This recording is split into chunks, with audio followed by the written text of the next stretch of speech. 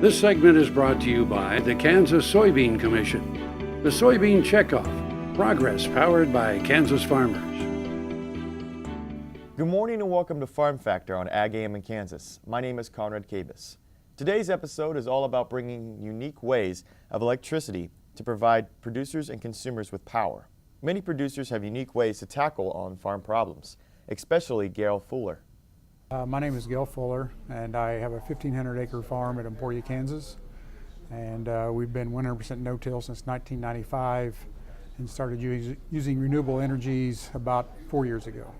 Gail Fuller of Fuller Family Farms has set up several eco-friendly renewable energy mediums on his farm for several operation chores.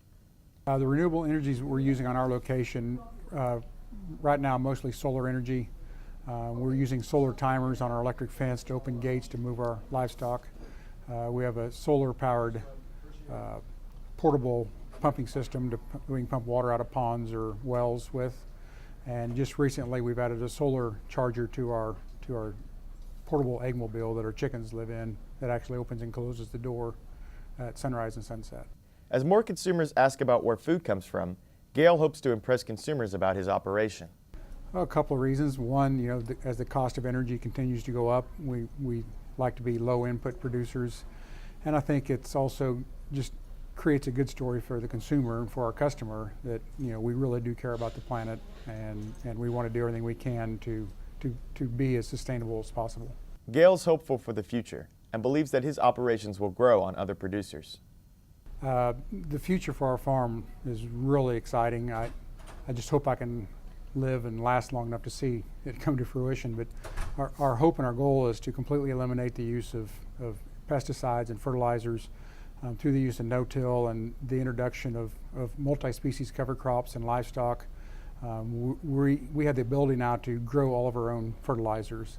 And with the increase in organic matter and the heavy mulch that we now leave with our cover crops, we're hoping we can either eliminate or drastically reduce our pesticide use. Although it's not official yet, Gail is undergoing tests to see if products produced on his farm are significantly healthier for the consumer than on other operations. Well, I think a lot of it, probably two reasons here. One of them again is the story that we can take to our customer. More and more people are wanting to know where their food is coming from.